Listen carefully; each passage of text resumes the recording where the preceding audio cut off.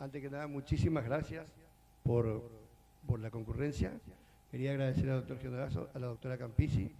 Vamos a celebrar las primeras jornadas de PET en patología cardiovascular, los cuales se van a encargar en comentarles las actualizaciones y básicamente el conocimiento iniciático para nosotros, que en patología cardiovascular nosotros el PET prácticamente no lo estábamos usando y es todo un mundo y es interesantísimo lo que se viene por delante.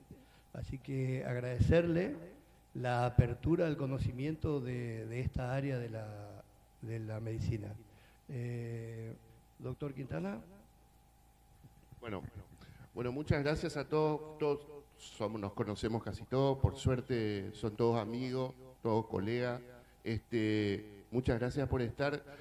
Nosotros en este mes ha sido muchos eventos para nosotros acá en el Centro de Medicina Nuclear, pues cumplimos los primeros 3 años de vida, lo cual para nosotros ha sido muy importante. En PET cumplimos ya el primer año de vida y contamos ya con 600 estudios hechos. Ahora vamos a iniciar esta jornada. Hoy arrancamos con los 2 primeros estudios de PET-CT en cardiología. Bueno, vamos a hablar de las 2 principales indicaciones de PET-CT, que son la viabilidad miocárdica y la sarcoidosis. Para aguardar este diagnóstico se nos ocurrió como disparador un caso clínico a propósito de este diagnóstico que hemos decidido invitar a la residencia de cardiología del Hospital de Alta Complejidad, y el doctor Nicolás Mastropiero va a presentar el caso clínico que nos va a ilustrar la indicación de la viabilidad miocárdica. Doctor Mastropiero.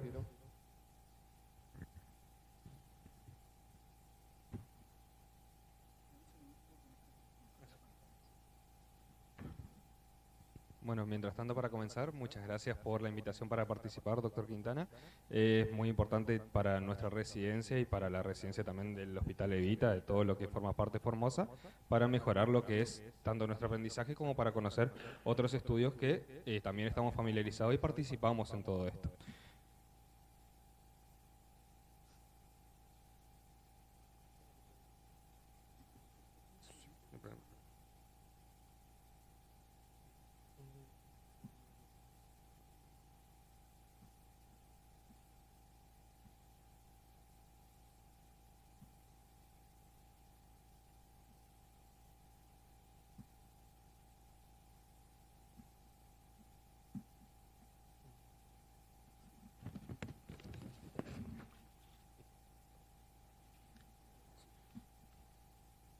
Bueno, como ya me presentaron, yo soy el doctor Máster Pietro Nicolás, residente de cardiología del Hospital Alta Complejidad. En este caso, vamos a estar hablando de un paciente masculino de 65 años de edad, el cual como antecedentes va a tener hipertensión arterial, diabetes mellitus tipo 2, insulino requiriente, es dislipémico, es alérgico a la penicilina, tener en cuenta.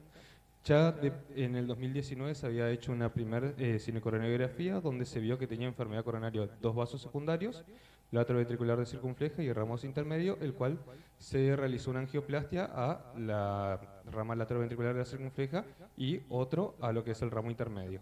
Y posteriormente, en mayo, se le vuelve a hacer una nueva cinecoronariografía donde se ve que tiene enfermedad de 2 vasos principales, la de A, la circunfleja, y una oclusión crónica de lo que es la coronaria derecha. Como medicación, él ya venía con omeprazol 20 miligramos día, aspirina 100 miligramos día, clopidogrel 75 miligramos día, enalapril 5 miligramos día, bisoprolol 5 miligramos día, atorvastatina, insulina de Gludet 15 unidades internacionales, que eso igualmente previo al estudio se aumentó la dosis a 40 unidades internacionales, y metformina 1 gramo con ayuno y cena. Entonces, está en contexto de un paciente que viene asintomático, no venía refiriendo ni angina de pecho ni disnea, se le viene a su control donde se le pide un nuevo ecocardiograma, donde vemos que tiene nuevos trastornos de motilidad, y con eso se le pide para un SPECT cardíaco, donde vemos que tiene cambios isquémicos, y con eso le pedimos la nueva CSG. que esa fue la de mayo. Durante la internación, el paciente a destacar entró sin foco neurológico, hemodinámicamente estaba normotenso, buena suficiencia respiratoria, sin particularidades en lo que es su examen físico. En el laboratorio de ingreso, también sin particularidades, los valores conservados. Y con eso tienes un electrocardiograma que está a un ritmo sinusal a 110 latidos por minuto, con un eje que está en aproximadamente menos 10. Sí, a destacar una secuela anteroseptal con mala progresión de R en lo que es la cara anterolateral. Vemos el ecocardiograma, que acá es donde vemos que tiene un deterioro leve de la FEI con hipoquinesia severa medio inferior y aquinesia basal inferior, principalmente a destacar en el eco. Vemos las imágenes donde en una vista apical, un eje de 4 cámaras, vemos principalmente los trastornos de motilidad en cara inferior. Se le realiza el SPECT cardíaco, como había mencionado, donde vemos que tiene ausencia de perfusión inferobasal, apical e inferobasal inmedio en esfuerzo sin modificación en reposo, que como conclusión presenta una secuela de infarto inferior, inferoseptal sin isquemia residual. Con eso se le hace la sinucoreografía con fecha del 26 de mayo, donde vemos que tiene la enfermedad obstructiva severa difusa de los lechos distales, un ramo diagonal de primer orden con una placa obstructiva moderada ostial, la circunfleja que presenta una placa obstructiva severa proximal de novo, posterior al, después del stent de la lateroventricular presenta oclusión y en la coronaria derecha una oclusión proximal.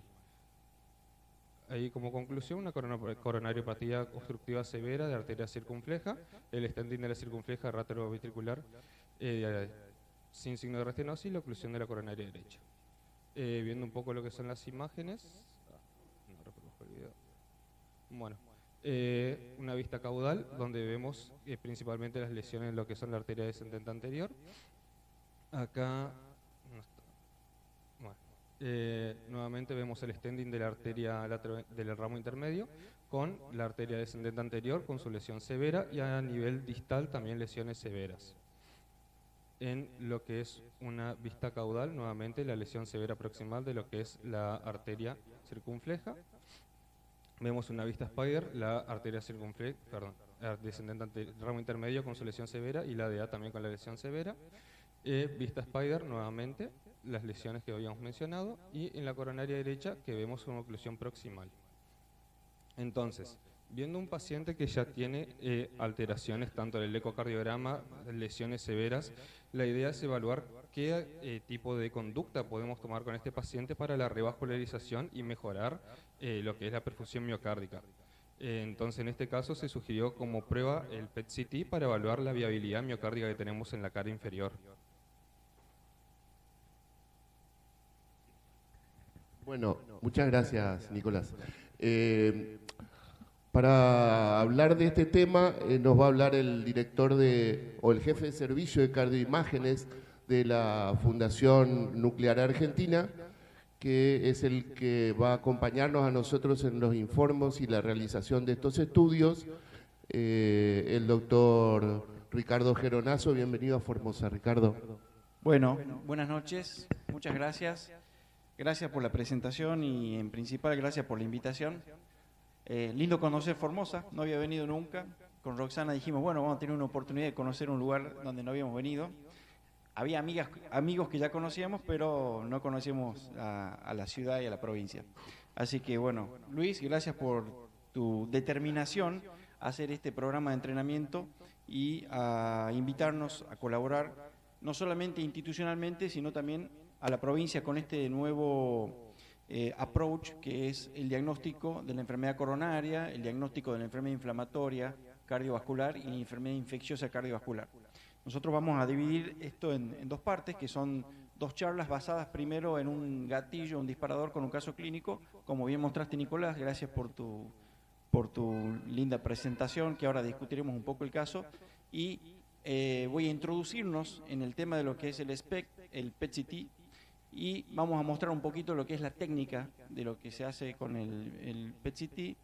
Vamos a hablar de viabilidad miocárdica, después Roxana Después del caso clínico va a hablar un poquito de sarcoidosis y al final de todo vamos a dar cuáles son las indicaciones adecuadas en base a todo el equipamiento que se tiene acá y que ustedes pueden aprovechar de esto. ¿Cambiamos la charla?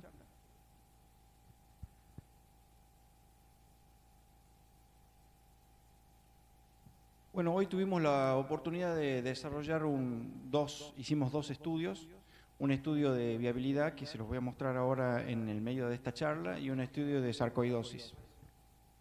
El que dice Formosa, el de más arriba, ¿qué te digo? Viabilidad, no, dice. Ese. Me puse tus lentes, me parece, Roxana, ¿no había nada? ¿Son tuyos esos? ¿O son tuyos?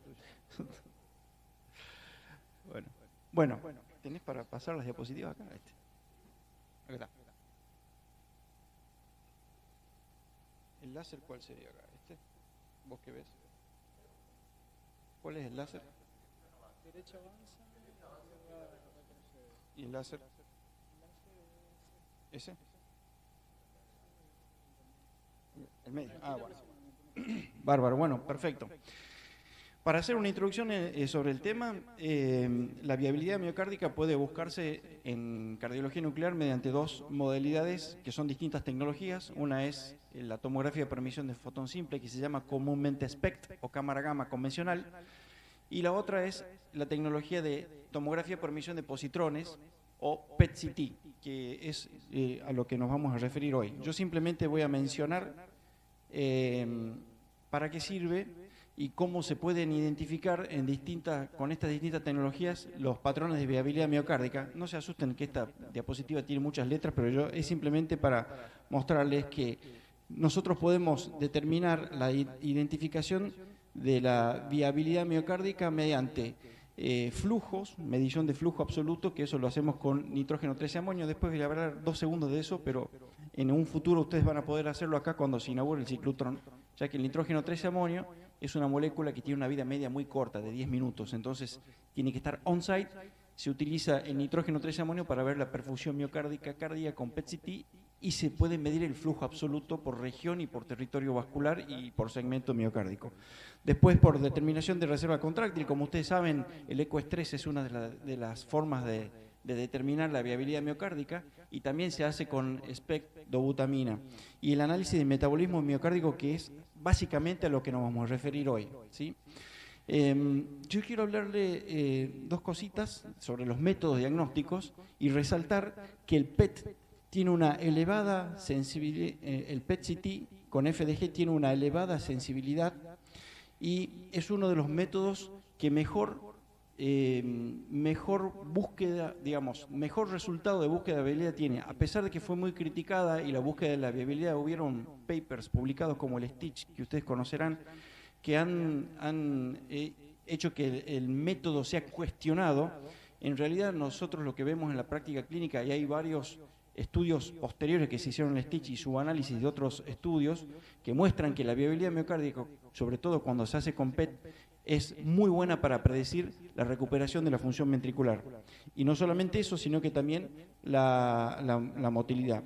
¿Y por qué tenemos que buscar viabilidad miocárdica? Bueno, hace años ya Rahim Tula, que postuló que la hibernación miocárdica es la clave para buscar viabilidad miocárdica después de un infarto de miocardio. Entonces, esta diapositiva la pongo acá porque tiene muchos años y lo que nos dice es que en la reserva contráctil es lo que nos va a marcar la viabilidad miocárdica de aquellos pacientes que han tenido un infarto de miocardio. Y esta diapositiva la pongo para resumir que los pacientes que normalmente nosotros vamos a buscar viabilidad miocárdica son aquellos que han tenido un infarto, que la arteria ha quedado obstruida, que tienen una función ventricular comprometida y que nosotros necesitamos saber si es necesario o no revascularizar ese lecho, ya que si no tiene viabilidad es más el riesgo de someter a cualquier intervención, así sea una angioplastia o así sea una cirugía de revascularización, al paciente si no podemos predecir la recuperación. Y la presentación de la viabilidad miocárdica tiene muchas formas. Yo acá puse algo que es muy clásico, que es las formas de atontamiento miocárdico que existen, de acuerdo a si el paciente tuvo o no lo que nosotros llamamos precondicionamiento isquémico, que es muy común cuando uno lee los textos, sobre todo si ustedes han leído a Bertolazzi, por supuesto que todos los que estamos acá, los más chicos no sé si están leyendo a Bertolazzi, pero nosotros que estamos formados, los más grandecitos, en la composición de lo que es la angina crónica estable, la angina, todas las definiciones que decía Bertolazzi, que después se comprobaron fisiológicamente que precondicionan el miocardio para un infarto. No es lo mismo un paciente que nunca tuvo angina y que es joven y que tiene un infarto, ese prácticamente se va a infartar, la mayoría se va a morir, el 50% se va a morir antes de llegar al hospital, mientras que aquel que tuvo angina repetitiva genera lo que se llama precondicionamiento isquémico, demostrado experimentalmente y después en la clínica, y eso se puede ver con las imágenes porque ese precondicionamiento isquémico lo que hace es que el miocardio entre en hibernación. Bueno, esta es una introducción breve para entrar al concepto de hibernación. Nosotros presentamos un trabajo con los flujos donde hemos determinado que el flujo en reposo mayor a 0,47 mililitros por gramo por minuto, o por minuto por gramo, es predictor de que hay mismatch. Y ahora les voy a hablar del mismatch. Les pongo esta diapositiva simplemente para que vean que el flujo que nosotros podemos medir con el PET predice que el paciente va a tener viabilidad miocárdica. Esto es para mostrarles cómo se ve un SPECT para buscar viabilidad y para que vean que el SPECT, aun cuando parece no tener viabilidad, cuando uno realiza un PET en estos pacientes, tiene viabilidad. Y este es un caso particular porque este paciente, cuando uno ve el APEX, normalmente lo daría por necrótico, ¿sí? Estos son mapas polares, para los que no están acostumbrados a ver imágenes de SPECT. Los mapas polares es una suma de todo el ventrículo izquierdo completo, como si estuviera aplastado. La misma filosofía que un mapa mundi, es decir, el mapa mundi hace que una imagen tridimensional se transforme en una bidimensional. Bueno, lo mismo pasa con el mapa polar. Y el mapa polar se utiliza en todas las tecnologías. Hoy en día, todos los que hacen imágenes cardíacas, así sea eco, resonancia, tomografía, debieran usar el mapa polar para identificar distintas cosas. El mapa polar puede identificar, de acuerdo a lo que uno decida mostrar, motilidad parietal, en este caso estamos mostrando perfusión. Y aquellas perfusiones que están por abajo del 30% de captación, nosotros en SPECT las consideramos necróticas, pero fíjense que este caso, que tenía una DA ocluida, después de la revascularización, posteriormente mejora. ¿Y eso por qué? Porque el SPECT no tiene la capacidad de definición espacial, de resolución espacial, para definir cuál es el área necrótica. Nos ha pasado con Roxana de ver pacientes que estaban catalogados de necróticos con el SPECT y hacer simplemente la perfusión con amonio y ya ver viabilidad con eso.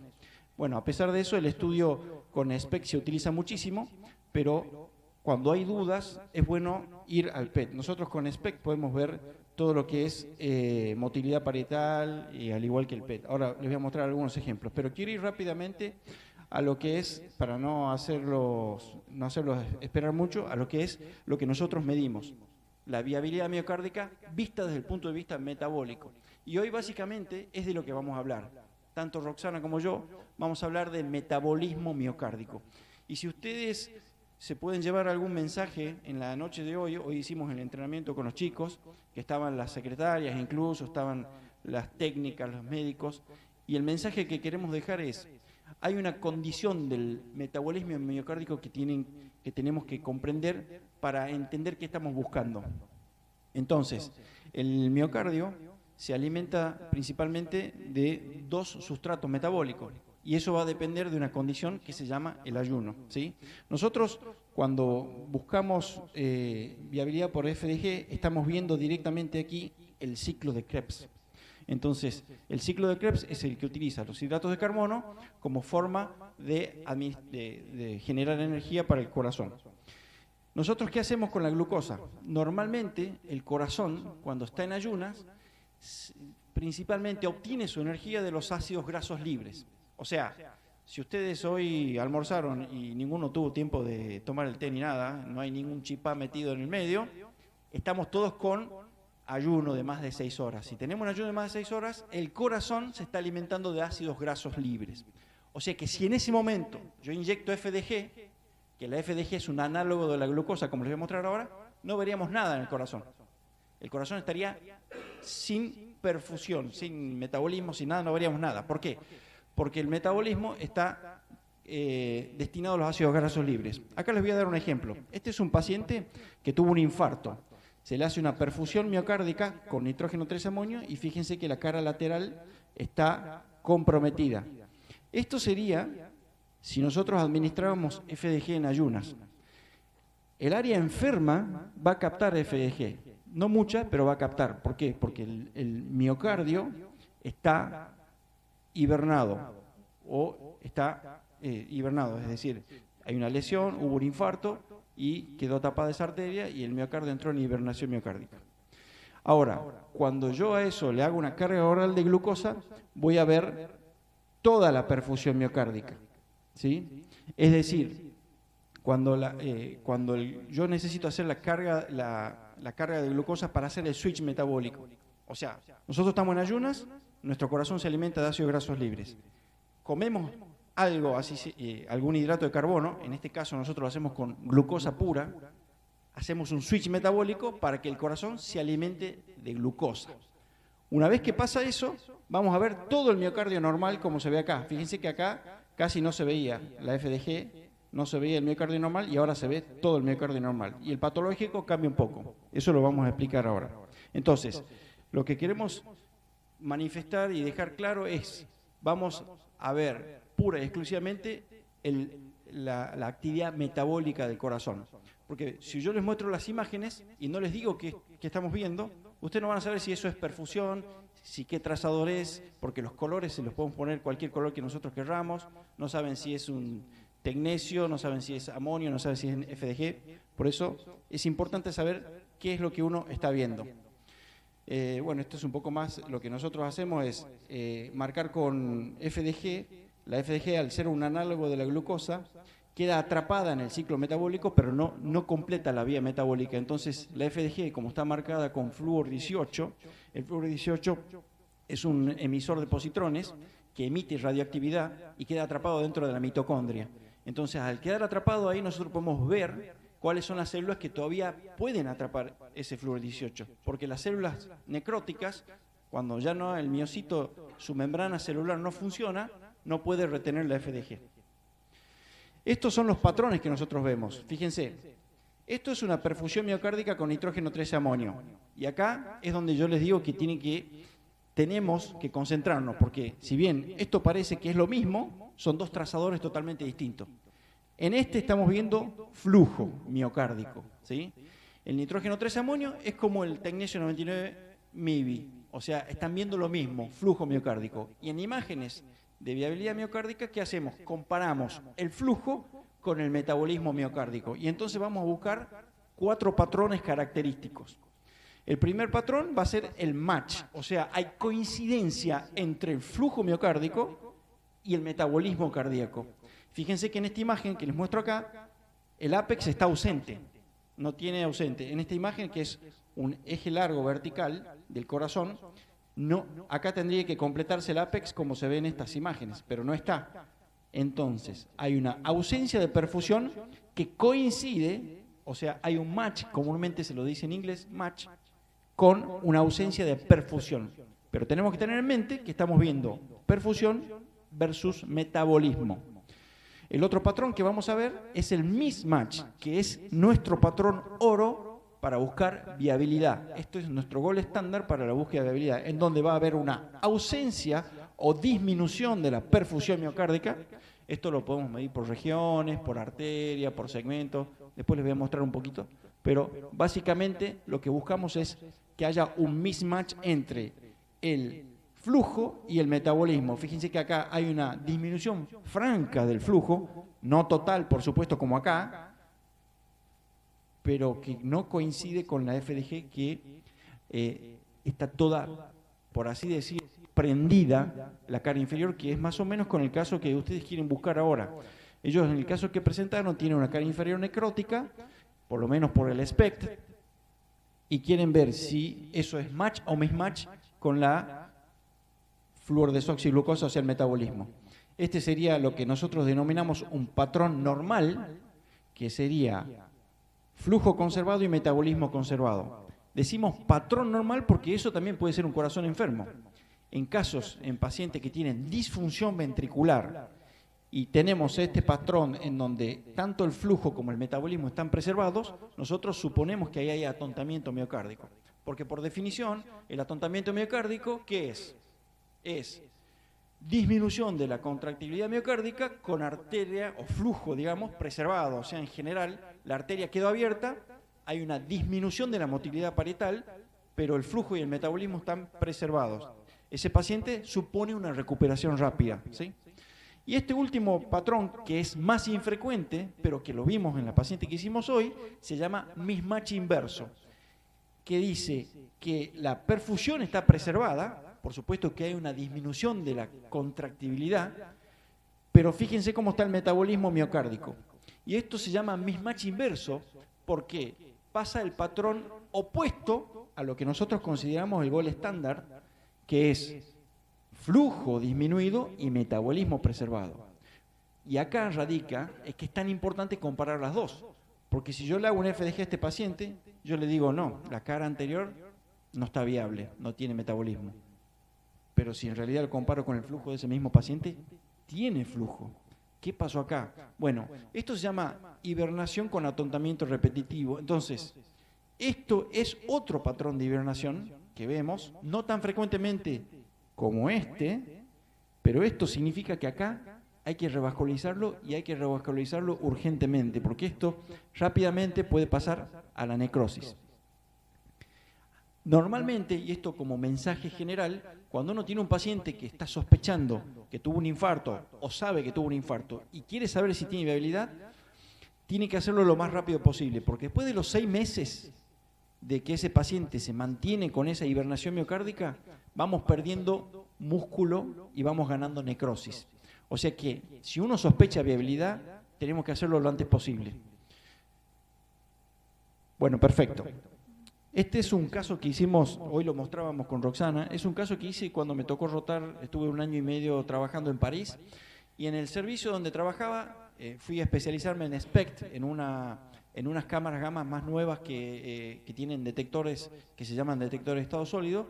Me tocó la suerte de que cuando llegué estaban cambiando de tecnología y aprendí con eso, pero tuve la suerte también que yo ya estaba formado, ya había pasado mi beca con Roxana, Roxana ya me había enseñado varias cosas, y que quisieron hacer PET cardíaco. Entonces pudimos hacer el primer PET cardíaco de este centro que se llama Centre Cardiologie du Nord en París, e hicimos la primer viabilidad miocárdica. Igual que el paciente que acaban de presentar. Gracias, Luis, por el paciente que nos toca mañana, porque eso va a ser un desafío tremendo, porque ahora les voy a explicar por qué. Este paciente que era diabético tipo 2, pero con insulino requiriente, que tenía un índice de masa corporal más o menos de 40 y medía 1,50, fue mi primer paciente en el centro de París y dije, bueno, acá tenemos que lucirnos. Y fíjense que fue un desafío tremendo porque las primeras imágenes que hicimos fueron estas, que ahora les voy a explicar qué es, y las segundas fueron estas, que es la FDG. ¿Por qué? Porque nosotros cuando hacemos el nitrógeno 13 amonio tenemos que hacer lo que llamamos el switch metabólico. ¿Qué es el switch metabólico? Lo que recién explicábamos. Tenemos que hacer que el miocardio no se alimente más con ácidos grasos libres y que cambie a glucosa. Entonces, ¿qué hacemos? Le hacemos una carga oral de glucosa. Pero, ¿qué pasa con esto? Usted imagínese que viene a hacer este estudio. Estás con 6 horas de ayuno por lo menos. Vení en ayuno y nosotros te damos este jarabe que es glucosa pura, diluido en agua, y te lo tenés que tomar. Primero que es medio desagradable tomarlo, pero bueno, lo tomás, 50 gramos de glucosa. ¿Eso qué hace? Que se dispare la glucemia en sangre y haga un pico de insulina el paciente. Por supuesto que en diabéticos es mucho más difícil lograr ese pico de insulina. ¿Para qué hacemos eso? Para que el miocardio diga, ajá, tengo hidrato de carbono, venga, que es un sustrato metabólico mucho más fácil que los ácidos grasos libres. Entonces, el corazón siempre va a preferir hidratos de carbono. ¿Qué hacemos entonces? Les voy a dar un ejemplo. Viene el paciente, tiene una glucemia muy parecida al paciente que tuvimos hoy, tiene una glucemia de 103 basal, le damos la glucosa, 50 gramos, y le controlamos la glucemia a los 45 minutos. Esto es parecido a hacer una curva de tolerancia oral a la glucosa. Muchos de ustedes habrán mandado pacientes o cada uno puede haber hecho mismo esta experiencia en el laboratorio, que es bastante desagradable y le tienen que sacar sangre a cada rato. la glucemia pasa a 155 y después se sube a 200. Entonces, cuando vemos que la glucemia está subiendo y no está bajando, empezamos a darle insulina endovenosa a este paciente. Por eso este estudio es bastante demandante y hay que estar pendiente de todas estas cosas. ¿Para qué le damos insulina? Para acelerar lo que normalmente sería una curva de tolerancia oral a la glucosa, que dura 2 horas. No vamos a estar 2 horas esperando que el paciente se haga el switch metabólico. Entonces nosotros lo aceleramos con insulina. En este caso dimos insulina, 2 unidades, esperamos 15 minutos más, la glucemia por suerte bajó a 140 y una vez que ya está en pique la glucemia, por debajo de 140, lo ideal es, o sea, por debajo de 140, ya sabemos que está bajando, sabemos que todos los tejidos están captando glucosa, están demandando glucosa. Entonces, ese es el momento de hacer la inyección de FDG. La inyección de FDG la tenemos que hacer cuando el corazón está pidiendo hidratos de carbono y está pidiendo glucosa. Entonces, hacemos la inyección de FDG, después esperamos 1 hora y después hacemos las imágenes, ¿sí? Las imágenes, que se las muestro acá en este protocolo, acá o bien esta parte que es nosotros mientras hacemos la carga de glucosa, al paciente le vamos haciendo el estudio de perfusión con amonio. Eso no lo vamos a hacer acá porque todavía no tenemos amonio y las imágenes de perfusión las vamos a comparar con el SPECT. Pero acá, una vez que el paciente hizo lo que recién le mostré, lo subimos al PET, que es este equipo que está acá, y hacemos una prueba de 1 minuto para ver si ya la FDG entró en el miocardio. Y efectivamente podemos ver que el estudio lo podemos proseguir. Si no entró en el miocardio, tenemos que bajarlo del PET y seguir esperando que haga su curva metabólica. Y podemos tener estudios como este. Fíjense que acá tenemos otra vez un nitrógeno 13 amonio, en donde tiene defectos de perfusión, pero que a la vez eso tiene una correlación, o sea, un match con el metabolismo, o sea, pacientes que tienen infarto. Mientras que este, por ejemplo, tiene un defecto de perfusión severo apical, pero resuelve. Estos son pacientes de la Fundación Centro Diagnóstico Nuclear.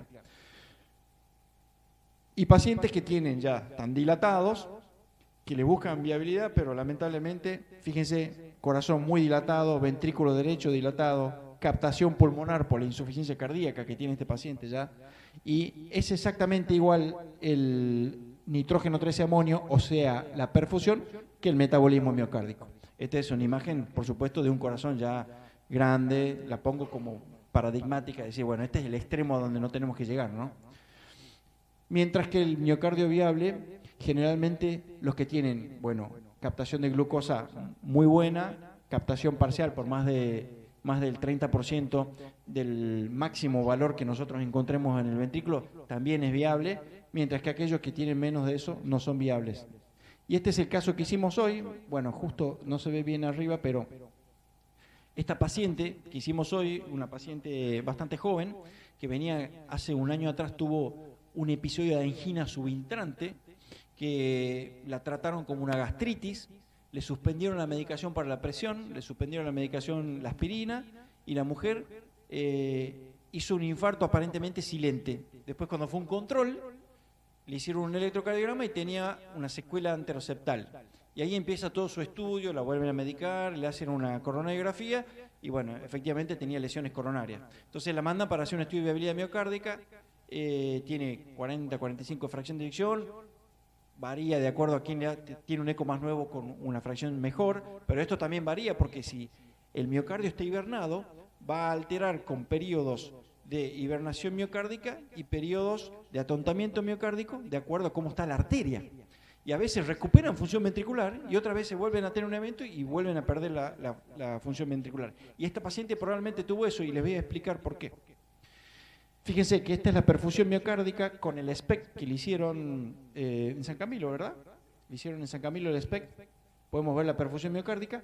Este es la punta del corazón, o sea, el ápex, y vamos cortando el corazón como si fueran rodajas de pan y nos vamos hacia el ápex. Fíjense que acá tiene un defecto de perfusión anteroseptal apical y del ápex. Acá lo ven perfectamente. Mientras que abajo están las imágenes metabólicas que hicimos hoy.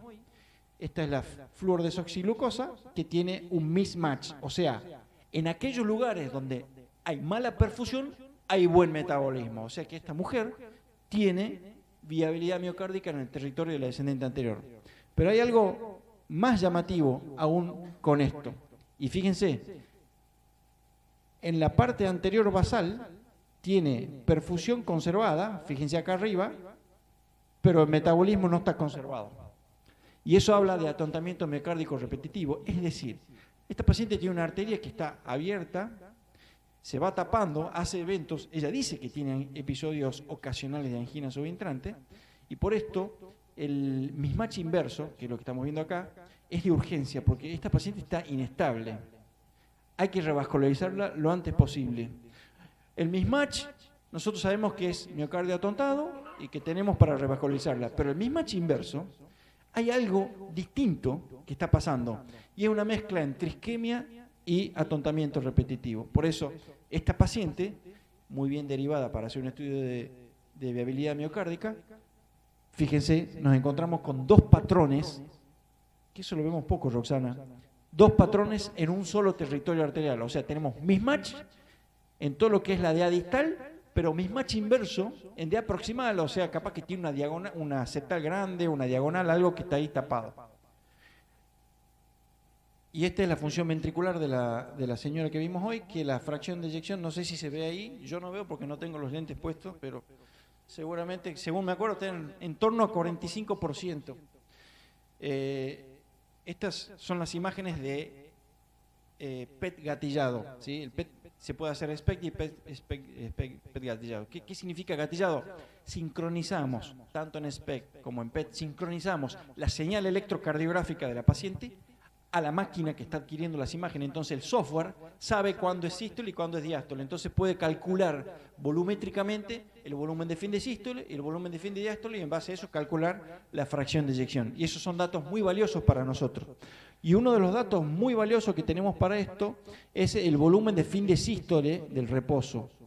El volumen de fin de sístole, corregido por superficie corporal, cuando es menor a 100 y aún menor, y aún mejor si es menor a 70, predice recuperación en el caso de la que la paciente tenga viabilidad en un segmento, en un porcentaje grande del miocardio, y que sea revascularizable, por supuesto, ¿no? Bueno, esto muestra el primer caso que hicimos hoy, que fue exitoso. Mañana, con el caso tuyo que nos estás mandando, no sé si vamos a ser tan exitosos, así que mañana publicaremos el resultado del estudio si es que nos sale bien. Si no nos sale bien, le vamos a echar la culpa a Luis. Bueno, esto es simplemente para ver cómo hacemos, para mostrarles que podemos hacer cuantificaciones tanto absolutas como relativas, pero eso sería motivo de otra charla. Fundamentalmente quería mostrarles los casos que hicimos hoy, no me quiero extender más porque si no ya no nos diríamos nada. Esto es para mostrarles que mientras más miocardio viable tenemos, más supervivencia después de la revascularización tienen los pacientes con enfermedad coronaria y viabilidad positiva. Y esto está demostrado, por más que los estudios randomizados como el STITCH no lo hayan mostrado, porque son estudios que están pésimamente hechos, porque metodológicamente son completamente falaces. Y eso hay muchos, digamos, gente que sabe, no como yo, como Marcelo Di Carli, por ejemplo, que cuando salieron esos estudios le hizo una crítica muy, muy fuerte. Bueno, Roxana también es una de las expertas que habla de eso. Entonces, como para ir culminando, ¿cuándo sabemos que un paciente va a tener o predecimos que va a tener una recuperación? Cuando más del 40 o 50% del miocardio de la región comprometida está viable, es decir, no hablamos del miocardio total, de todo el miocardio, de todo el ventrículo izquierdo, sino del área comprometida, porque si yo tengo una paciente que tiene una sola arteria lesionada y el infarto lo tuvo en la DA, por ejemplo, ¿no? Como la paciente de hoy, y las otras arterias están normales, a mí no me interesa la viabilidad de las otras caras. Entonces yo estoy restando la importancia, y ese fue uno de los errores del STITCH, que tomaba la viabilidad de todo el miocardio. Entonces yo le bajo, si yo revascularizo a un miocardio que le estoy diciendo que está todo viable y después le va mal igual, porque porque en realidad no tenía viabilidad en el territorio de la arteria comprometida, eso está mal calculado. Entonces, 40-50% del miocardio viable del territorio comprometido. Un volumen de fin de sístole menor de 100, porque el miocardio no estaría tan remodelado, pero mejor aún si es menor de 70, corregido por superficie corporal. Nosotros en todos nuestros informes corregimos por superficie corporal. la FEI menor de 40, porque nosotros podemos predecir la recuperación, tiempo menor a 6 meses, como recién le decía, y la presencia de angor o isquemia significativa, que eso predice también recuperación. Bueno, quería agradecerle y creo que acá yo voy a terminar la charla y vamos a dar paso al otro caso y a la charla de Roxana. No sé si me extendí mucho, pero gracias. Bueno, muchas gracias. Muchas gracias, Ricardo. ¿Alguien quiere hacer alguna pregunta o algún comentario respecto de este caso, de este paciente o del paciente presentado, de la charla? Bueno, en honor al tiempo, que me parece lo más prudente, vamos a pasar a la segunda charla, también como disparador del caso, disparador del tema, que vamos a hablar de sarcoidosis cardíaca, que es la otra indicación del PET cardíaco. La doctora Rosana Campisi nos va a hablar de este tema, pero primero vamos a hacer la presentación de un caso clínico que va a estar a cargo de la residencia de cardiología del Hospital Evita. El doctor Leandro Luquestic nos va a presentar el paciente. Bueno, adelante, Leandro. Buenas noches a todos, muchas gracias por la invitación. El día de hoy voy a presentar este caso de una paciente. Un caso de una paciente con sarcoidosis extracardíaca, una mujer de 49 años, obesa, hipertensa, extabaquista, con losartán 50 miligramos con tratamiento irregular y consulta por disnea clase funcional 1. En el contexto de obesidad, primero se pensó que era por justamente la mala adaptación al ejercicio. Al examen físico, normal, hemodinámicamente estable, sin signos de sobrecarga hídrica, ruido cardíaco normofonético, sin soplos. Se realiza una radiografía donde se ven áreas de a nivel periliar, aclaramiento, digamos, aumento la translucencia del pulmonar. Se realizan estudios complementarios, laboratorio completo, normal, y una espirometría donde había un patrón restrictivo. Se realiza también una tomografía y se decide internar en el hospital de alta complejidad para realizar una videobroncoscopía y una criobiopsia. Los cultivos fueron negativos y la anatomía patológica refiere en primera instancia material amorfo compatible con amiloidosis y una inmunohistoquímica que apoyaba el diagnóstico con depósitos amiloides, y esto hizo el diagnóstico en primera instancia de amiloidosis. Fue derivado al hospital italiano y mientras se esperaban los resultados, la paciente consultó en forma paralela con un médico como segunda opinión que realizó varias tomografías y los patrones no parecían propios de amiloidosis. Entonces sugiere realizar un PET-CT pulmonar y ahí se ven ganglios y hallazgos hipermetabólicos a nivel periliar y a nivel del hilio hepático. Entre junio y agosto llegan los resultados de negativo para amiloidosis, tanto la amplificación de ADN como la inmunohistoquímica. Entonces se sigue con este segundo neumonólogo y persiste en estudio para probarle sarcoidosis. La paciente persiste asintomática durante enero a julio del año pasado y en agosto progresa con fatiga, disnea clase funcional 3/4, tos productiva, fiebre, y ahí se interna y decide, previo a eso, quedó pendiente de hacerse un PET-CT pulmonar de control que ya estaba previamente pactado. Y acá se ven, esto es en el contexto de esta descompensación que ella tuvo a nivel infectológico. En este contexto, la paciente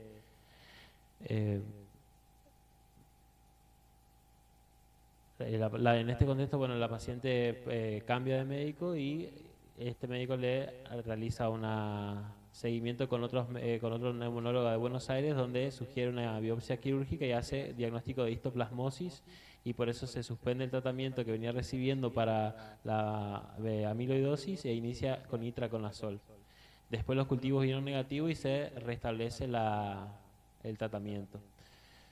Actualmente está con esta medicación y seguimiento con neumonología, reumatología y infectología. A nivel cardiovascular, la paciente refiere fatiga y disnea, y al examen físico sin alteraciones, un electro con bradicardia sinusal de una frecuencia de 53 con buena conducción AB, y un QT medido de 400 y corregidos de 372. Se realizó un eco-Doppler con función conservada, sin valvulopatías, con dilatación auricular, sin otras alteraciones, sin trastorno de la motilidad, y un Holter con también sin evidencias de arritmias. Entonces, dada la baja sensibilidad que tiene el electro y el eco para el diagnóstico del compromiso cardiovascular, y por la progresión a nivel sintomático, se decide hacer el SPECT cardíaco, el PET-CT cardíaco, para evaluar el compromiso cardiopulmonar. Bueno, muchas gracias, Leandro, muy amable. Vamos a escuchar ahora la charla de la doctora Campisi. Ella es médica jefa de servicio de cardiología nuclear del Instituto Argentino de Diagnóstico y Tratamiento, y también forma parte del staff de la Fundación Nuclear Argentina y de nuestro Centro de Medicina Nuclear de Formosa. Bueno, muchas gracias y gracias por estar hasta esta hora, es muy tarde. Quiero felicitar a Leandro, y durante mi presentación de sarcoidosis cardíaca les voy a contar el resultado del PET-CT de la paciente. Muy brevemente, la sarcoidosis cardíaca tiene una incidencia entre el 20 al 75% de los pacientes con sarcoidosis sistémica. La prevalencia de su manifestación clínica es baja, entre el 2 al 5%. Cuando está presente es de mal pronóstico. Puede presentarse en forma aislada, y el diagnóstico precoz es un factor clave para poder implementar tratamientos adecuados y potencialmente mejorar su pronóstico. ¿Cómo es la presentación? ¿Cómo la puedo sospechar yo en el consultorio? Porque así como la amiloidosis es una patología subdiagnosticada, con esta patología pasa algo similar. La presentación puede ser aguda si estoy en terapia, en unidad coronaria, o en el consultorio generalmente es más insidiosa la presentación del paciente, porque es en aquel paciente que ya tiene algún grado de diagnóstico en forma sistémica, como es por ejemplo la paciente que nos contó Leandro. Entonces, las banderas rojas o las red flags que usamos mucho en amiloidosis también están presentes en sarcoidosis, que son distintas, y es diferente si la presentación es aguda o estable en el paciente. Si la presentación es aguda, es típico en pacientes con un bloqueo AB de segundo o tercer grado, de causa desconocida en pacientes menores de 60 años. Una TB monomorfa aislada sostenida de causa desconocida, o el paciente que tiene una disfunción ventricular izquierda aguda, que yo tengo que hacer un diagnóstico diferencial de miocarditis. En estos tres escenarios que les presenté, tenemos dos alternativas de algoritmo de estudio. Una, que es la más frecuente, es hacer rezo primero, PET después. O puedo ir a PET directo, porque son pacientes que tienen una patología de novo, donde probablemente la fibrosis no sea un patrón. Pero en lo general, al menos en nuestro medio, y pasa acá, supongo que en Formosa también, pero en Buenos Aires, es raro ver un paciente que sospecha en sarcoidosis cardíaca que no tenga una rezo hecha, aparte por la disponibilidad de la técnica y porque es mucho más sencillo que hacer un estudio de PET. El paciente con sarcoidosis sistémica, diagnosticada por biopsia, como es en el caso de la paciente que mostró Leandro, puede entrar por el síntoma, palpitaciones, síncope, presíncope. Nuestra paciente acá tenía disnea progresiva, que de repente el electro, el Holter o el eco sean anormales. Y hay rezo primero, siempre con realce tardío, tiene que estar pedida la resonancia, y el PET para buscar dos tipos de patrones, el de la inflamación o el de fibrosis. Es súper importante distinguir un patrón del otro, porque en el caso de la inflamación vamos a sugerir una inmunosupresión, En cambio, si el paciente está fibrótico, la inmunosupresión no tiene ningún lugar. ¿Por qué FDG? Ricardo estuvo excelente hoy explicando la fluorodesoxiglucosa, compitiendo con la exoquinasa para ver si el músculo estaba viable o estaba necrótico. Resulta que esta misma FDG, que es la misma que usamos en oncología, también sirve para los estudios de inflamación y para los estudios de endocarditis. Así que una misma molécula nos puede estar hablando de diferentes mecanismos fisiopatológicos que va a tener mi paciente de acuerdo a la pregunta que yo quiero contestar. Y la preparación metabólica de ese paciente, así como Ricardo explicó la carga oral de 50 gramos de glucosa, etcétera, para la viabilidad, cuando la pregunta es inflamación o es infección, la preparación del paciente es totalmente diferente. En los dos casos vamos a hacer una manipulación metabólica de ese miocardio, pero va a ser, en el caso de la sarcoidosis, la opuesta a la que explicó Ricardo para el caso de la viabilidad. Muy brevemente, ¿qué hace la FDG? Me va a permitir identificar en forma no invasiva granulomas que están activos. ¿Por qué? Porque el incremento en la captación de FDG en el caso de la sarcoidosis, lo que va a detectar son los macrófagos que presentan elevados niveles de proteínas GLUT y de exoquinasa. Es decir, si yo en el miocardio FDG, ese FDG no me va a estar hablando de miocardio viable, me va a estar hablando que los macrófagos que están activos en la enfermedad presumiblemente sarcoidosis, porque en realidad hay toda una historia clínica previa para que yo pueda llevar a ese diagnóstico probable de esta patología. Entonces, ¿cómo preparo el paciente? En este caso tenemos día 1 y día 2. Mi objetivo en este caso, a diferencia del estudio de viabilidad, yo quiero suprimir la captación fisiológica de FG por el miocardio. Entonces, yo acá quiero un miocardio totalmente suprimido de glucosa. ¿Qué le voy a decir al paciente? Que 36 horas antes tiene que hacer una dieta muy rica en grasas y baja en carbohidratos, por lo cual hoy trabajamos muchísimo en el centro, hoy en la mañana y durante todo el día, en cómo comunicarle al paciente lo que tiene que hacer, porque si no, el estudio es ininformable. Y algo clave es el ayuno, al menos son 2 horas de ayuno, pero como explicó Ricardo, en ayunas el corazón, el sustrato preferencial son los ácidos grasos. El corazón es fantástico, porque de acuerdo al sustrato que predomina en sangre, va a ser o beta-oxidación o va a ser glucólisis. Y yo lo que quiero acá es hacer beta-oxidación, porque si la FDG está captándose en el miocardio, tiene que ser sinónimo de inflamación y no que tenga elevados niveles de glucosa en sangre. Entonces, cuando el paciente llega al servicio, yo voy a hacer un interrogatorio con respecto a la dieta, si la pudo cumplir o no. Y muy brevemente, este es el protocolo. Le vamos a hacer una perfusión miocárdica en reposo. Si tenemos amonio mejor, que espero que sea pronto acá en el ciclotrón que se va a instalar. Si no, como hicimos hoy con Luis, se realiza una perfusión miocárdica solo de reposo. Fíjense que Ricardo y yo hoy no hablamos ni de pruebas de esfuerzo, ni de piridamol, ni nada, ¿sí? Para estos estudios son estudios de perfusión de miocardio en reposo. Cuando el paciente llega al servicio, hoy lo hicimos con todas las técnicas, apenas llegó le inyectamos la fluorodesoxiglucosa, esperamos 1 hora para pasarlo a cámara y le hicimos 2 cosas, y esto es clave. Una camilla de imagen cardíaca dedicada y además la imagen del cuerpo, porque recuerden que la sarcoidosis es una enfermedad sistémica. Lo mismo pasa con la endocarditis, que puede tener, por ejemplo, una embolia sistémica. Entonces, cuando hacemos estos estudios, tanto de inflamación, que es lo que yo me voy a referir hoy, como de infección, es un doble juego de imágenes.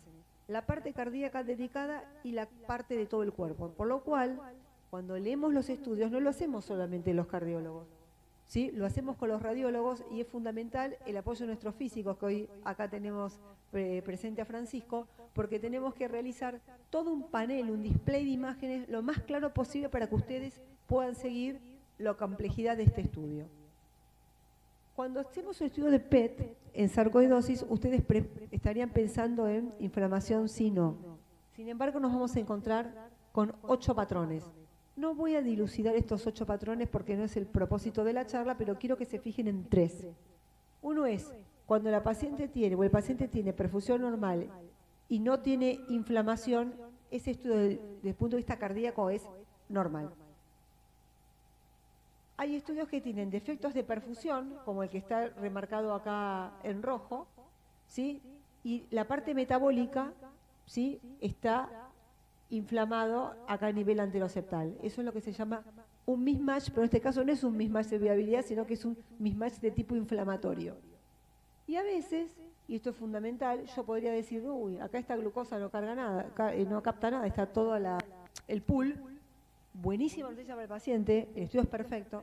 No, miren la perfusión, tiene un defecto de perfusión inferolateral y este es el típico patrón de sarcoidosis inactiva, cicatrizal, y es cuando yo les digo, malas noticias, tiene una cicatriz, que nosotros incluso calculamos el monto de esa cicatriz, porque eso es lo que tiene valor pronóstico, porque a lo mejor yo no lo voy a inmunosuprimir, obviamente, porque no tiene captación de FDG, pero si la cicatriz es muy grande, tal vez mi pregunta es si le tengo que colocar un desfibrilador en presencia de disfunción ventricular, porque el tratamiento de la sarcoidosis cardíaca es multifactorial y el desfibrilador es parte de ese tratamiento. Este es el caso de la señora de hoy. Fíjense, la perfusión, tal vez lo vamos a ver acá, que es lo más claro, no tiene defectos de perfusión, la perfusión es absolutamente normal.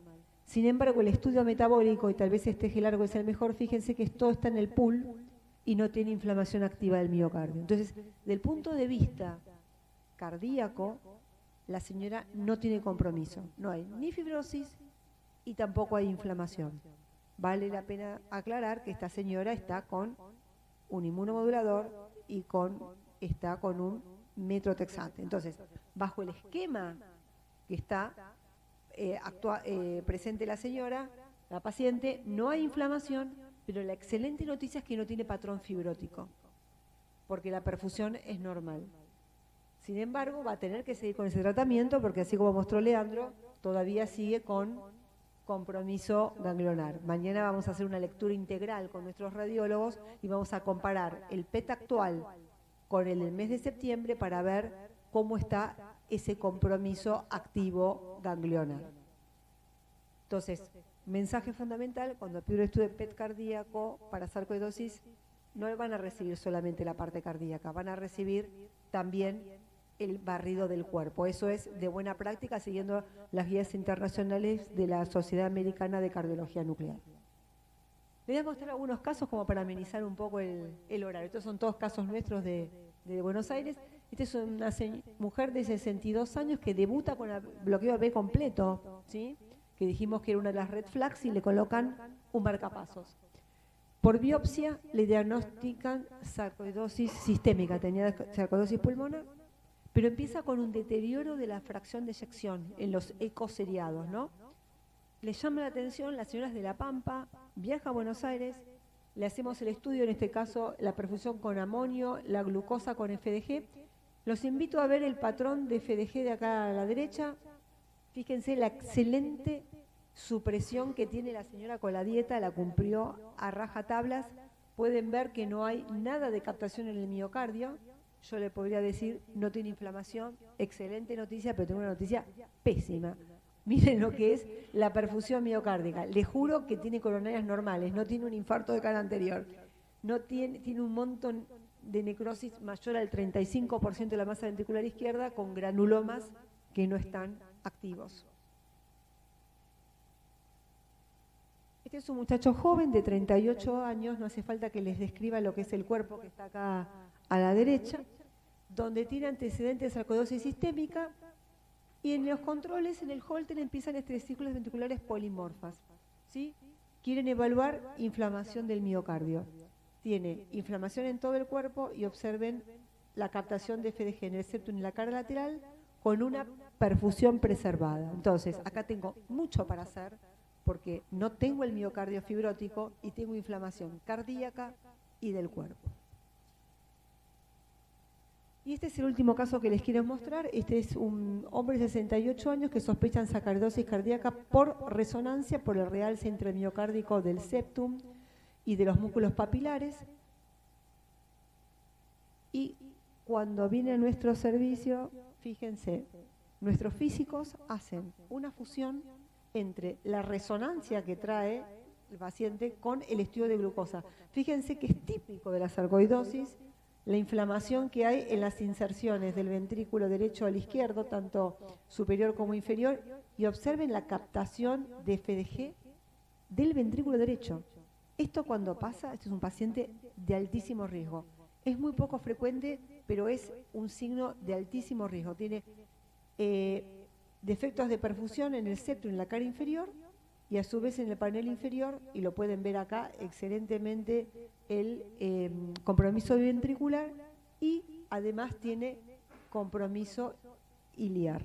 Entonces acá tenemos doble compromiso, ambos ventrículos y el cuerpo. Este paciente obviamente comienza tratamiento inmunosupresor, y algo que quiero decir, que la decisión del tratamiento inmunosupresor nunca va a ser por una imagen. Jamás tratamos una imagen, sino que es el famoso HER-TIM. Hay un montón de variables donde los médicos tratantes se comunican con nosotros y hacemos un ateneo para decidir, porque la decisión de la inmunosupresión es muy pesada, ¿sí? Entonces, nunca, jamás tratamos una imagen, sino que el enfoque es integral en esa decisión. Entonces, la señora de hoy, representada por la línea verde, excelente pronóstico. El PET me está hablando de un excelente pronóstico desde el punto de vista cardíaco. Mientras que el paciente que les mostré recién, que tiene anormal la perfusión y la glucosa, no va a ser buen pronóstico si yo no lo medico. Y por supuesto, cuando, como muestra la línea roja, BD y BI, mal pronóstico si no inicio terapia de inmunosupresión. ¿Y por qué estamos hablando de todo esto? Perdón, no lo traduje, pero quise mostrarles el paper. Hay un gran viraje hoy a evitar la biopsia endomiocárdica en las patologías infiltrativas. Y ahí hablo de amiloidosis y de sarcoidosis. Habrán visto que hoy con el centello tan simple de medicina nuclear y descartando por laboratorio la gamapatía monoclonal, podemos evitarle la biopsia endomiocárdica hasta en un 95% de los casos en los pacientes con sospecha de sarcoidosis. Hoy estamos en el mismo terreno en la sarcoidosis. Entonces, y cuando hablamos de las imágenes multimodales, estamos hablando de usar eco, reso y PET para evitar algo tan invasivo como la biopsia endomiocárdica para su diagnóstico. Y esto no es una opinión de Ricardo y mía, sino que es una opinión de la American Heart Association. Entonces la cardiología nuclear se está subiendo hoy a las miocardiopatías restrictivas cuando alguien, lo que nos acordamos, ¿no, Ricky? Éramos SPEC, reposo y esfuerzo, ¿sí? Hoy estamos en otra patología. Y esto es la combinación esto es un artículo muy interesante del año 2018, donde fusionan, como hicimos con el paciente, que lo hicimos nosotros en FCDN, la reso con la glucosa. Entonces, tal vez es para demostrarles de esos 8 patrones que les mostré al principio, dividir las dos aguas. A la izquierda, sarcoidosis activa, y a la derecha, sarcoidosis inactiva. Y siempre estamos guiando al tratamiento, pero separando esas dos aguas, ¿no? Y ayudando con la resonancia y los estudios de glucosa y de perfusión. Y a los pacientes que les va peor son los que tienen realce tardío y PET positivo, ¿sí? Entonces, no solo hacemos diagnóstico, sino nuevamente guiamos al tratamiento brindando imágenes pronósticas.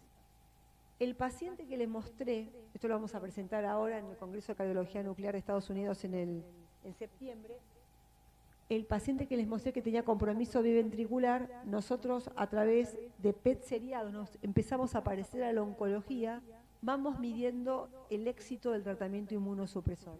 Fíjense que a los 6 meses ya el BD estaba borrado. Esto también se lo debemos a los físicos. Ellos miden el volumen y la intensidad de la inflamación. No voy a entrar en detalles, simplemente quiero que vean cómo van bajando los números. Empezamos de 219 a 4 y acá este volumen de 1070, actividad a 11,7. Es decir, que cuando medimos el efecto del tratamiento inmunosupresor jamás puede ser visual, tiene que ser con medidas de cuantificación. Para terminar, cuando sospecho sarcoidosis cardíaca, yo diría que en el 99.9% de los casos vamos a entrar por la resonancia, ¿sí? Si la resonancia tiene realce tardío positivo, y eso hay que medirlo, el quantum de ese realce tal vez tenga que pensar ya en un desfibrilador. Por eso es un terreno multifactorial donde también tiene que estar el electrofisiólogo tomando esa decisión. Si la FDG es anormal, tengo captación de FDG, ese miocardio está inflamado y tengo que considerar la inmunosupresión. Si no tengo FDG, ya estoy en la etapa final de la fibrosis, ¿de acuerdo? Y no voy a indicar inmunosupresión. Quiero simplemente, yo soy mucho de referirme a las guías para que lo que estamos hablando hoy con Ricardo no sea una opinión personal. Así como les mostré las guías de la American Heart, quiero terminar con las guías de las europeas, del ESC, donde hoy en el manejo de esta sarcoidosis, en el dominio de la estructura, ¿sí?, tanto la resonancia como el PET van a ayudarnos en distinguir la fibrosis de la inflamación. Ya estamos en las guías europeas también. Ese es otro mensaje que les quiero transmitir. Y el último mensaje es qué podemos medir hoy en PET-CT en cardiología y qué puede medir el centro acá en Formosa hoy y qué es lo que va a medir a futuro. ¿Qué podemos medir hoy? Inflamación del miocardio, podemos ver estudios de infección, endocarditis, aortitis y vasculitis. Eso Luis lo puede hacer hoy con todo nuestro apoyo desde Buenos Aires. Y viabilidad miocárdica, que está acá arriba, dentro del rubro enfermedad coronaria. ¿Qué se viene a futuro? Cuando esté instalado el ciclotrón, que espero que sea en el próximo año y medio, vamos a poder hacer estudios de reserva coronaria, de inducción de isquemia con nitrógeno 13 amol. Muchas gracias.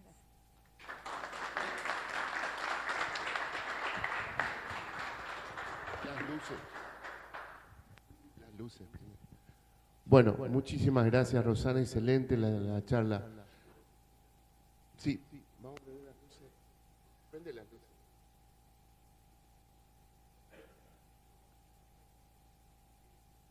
Bueno, ¿alguna pregunta? ¿Alguien que quiera preguntar algo del público? Sí, doctor Sotelo.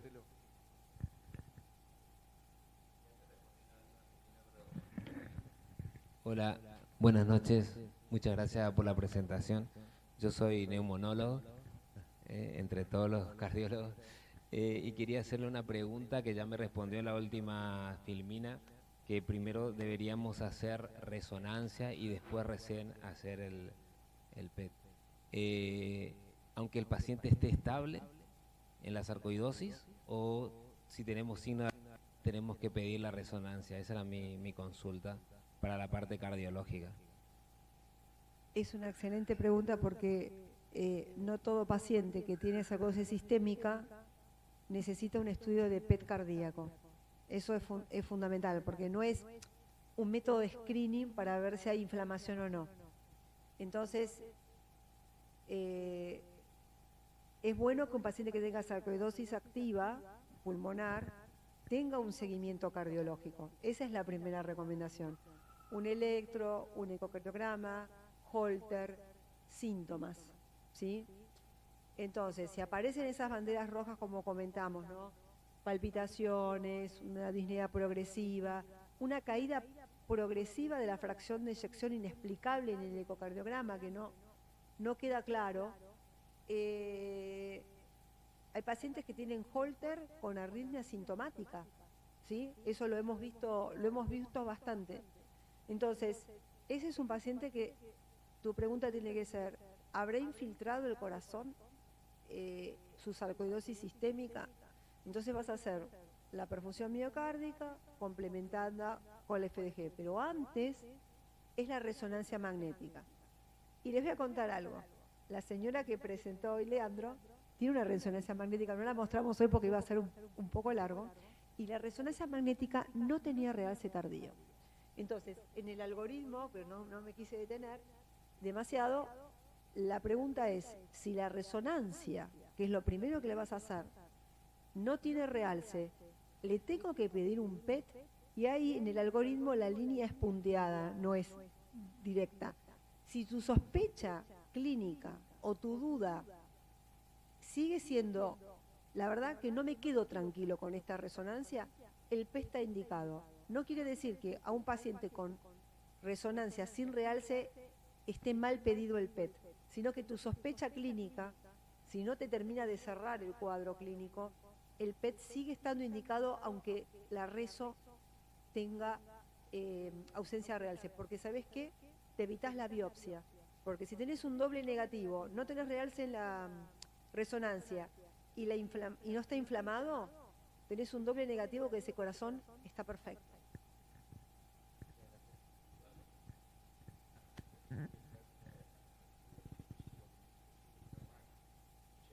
Es infrecuente.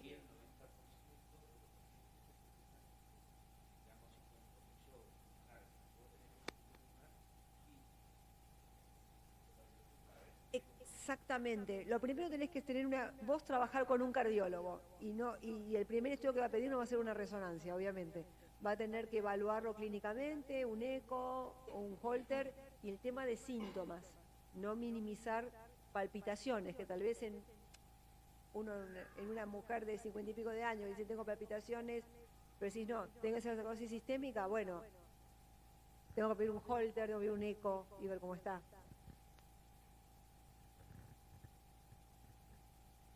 ¿Otra pregunta?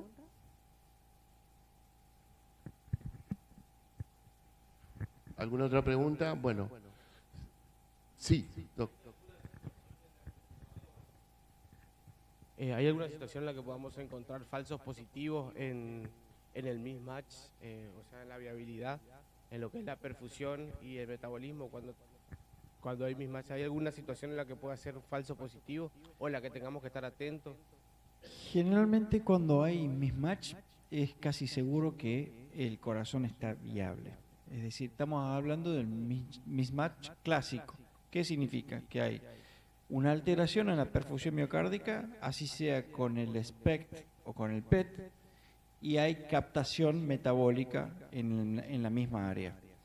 Es 100% seguro que tenés viabilidad miocárdica, salvo que tenga una sarcoidosis justo, que ahí es otra cosa, porque hay pacientes que tienen sarcoidosis y también tienen enfermedad coronaria.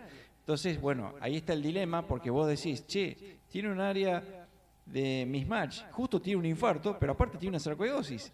Y ahí hemos tenido que dilucidar y decir, che, ¿y esto qué es? Sarcoidosis, infarto, bueno. Pero en el 99% de los casos es así. Donde hay problemas y nos tenemos que rascar un poco la cabeza es cuando hay mismatch inverso. Entonces vos decís, porque hemos visto que se hacen estudios de viabilidad miocárdica con FDG sin perfusión, informados por centros renombrados de este país que hacen viabilidad solamente con FDG. No está mal, o sea, si no tenés nada, bueno, usalo, pero hay que tener en cuenta que en algunos casos, no tan infrecuentes, vas a tener hipocaptación de FDG y en realidad estás viendo hibernación. Por eso es fundamental que el estudio tenga los dos complementos, así sea con SPECT o con PET. Lo ideal es si vos tenés los dos trazadores PET, como hacemos en Buenos Aires, que tenemos el ciclotrón, lo usamos y hacemos perfusión con amonio y metabolismo con FDG. Pero si tenés SPECT, como hicimos en este caso, o como el caso que les mostré de Francia, que no tenían, no hay trazadores de flujo en Francia en ese momento aprobados para perfusión, como tenemos en Argentina, por suerte, aunque sea con SPECT, tenés que ver el flujo y compararlo con el FDG. Gracias. Y con respecto a los pacientes diabéticos, insulinos requirientes, con muy mal control metabólico, de los que tenemos bastante, y queremos pedir el estudio, pero tengo entendido el ayuno, suspender la insulina, o no suspender la insulina, No, eso y que manejan glucemias importantes, incluso en reposo, incluso en ayuna. ¿Alguna consideración, algo a tener en cuenta? ¿O es una preparación que lo hacen acá? Sí, nosotros primero que trabajamos con el endocrinólogo, el clínico que está manejando ese paciente, llamamos, hablamos, Luis se comunicó en el caso del paciente que vamos a tener mañana, se comunicó con la gente que le maneja el metabolismo a este paciente, y lo que se hace normalmente es que él haga su dieta normal y se ponga las unidades de insulinas normales que utiliza y que cene normalmente. Y en la mañana que vengan ayunas y sin la insulina de liberación prolongada, o sea, en ayunas y nosotros nos encargamos de manejarle el metabolismo con insulina corriente endovenosa, que es lo que utilizamos nosotros, que le mostré ahí. Ni subcutánea ni nada, es insulina corriente endovenosa. Es importante el tema de los diabéticos y diferenciar los dos grupos, los que están con hipoglucemiantes orales nada más, ese es fácil. El tema es lo que vamos a hacer mañana, el de insulina. Pero es importante saber qué glucemias en ayuna maneja, ¿sí? Así como los estudios oncológicos, cuando están por arriba de 2,250 no los podemos hacer. Entonces, la entrevista con el endocrinólogo, que se comuniquen con nosotros, esos son pacientes que entran dentro de los pacientes especiales, ¿sí? Para que el estudio tenga éxito y podamos tener una buena calidad de imagen. Eso es clave. Si el paciente está con una glucemia en ayunas menos de 150, podemos hacer tranquilamente el estudio sin ningún problema. Nos va a llevar más tiempo. En vez de estar 30 minutos, vamos a estar 40 minutos, 1 hora o a veces 2 horas, esperando que capte, en casos extremos te digo, pero el estudio se hace. Lo vamos a hacer. No es una contraindicación decir, che, no es un diabetes y no me voy a controlar. Lo importante es que la glucemia en ayuno esté más o menos controlada y si tiene menos de 150 es lo ideal. Y con eso el estudio generalmente en 1 hora está terminado. Bueno, muchísimas gracias. Le agradecemos a todo. El doctor Trata va a dar unas palabras. Bueno, reitero el agradecimiento a la participación. Bueno, ahora tenemos una... Me dan órdenes, ya te atiendo, diría el médico. Sí. No, claro, la idea es dividirnos posiblemente porque somos muchos y ver para hacer 2 grupos, arrancando por la parte de radioterapia algunos y por la parte del PET otros, y los cruzaremos en el camino y para que conozcan las instalaciones del centro. Así que muchísimas gracias nuevamente.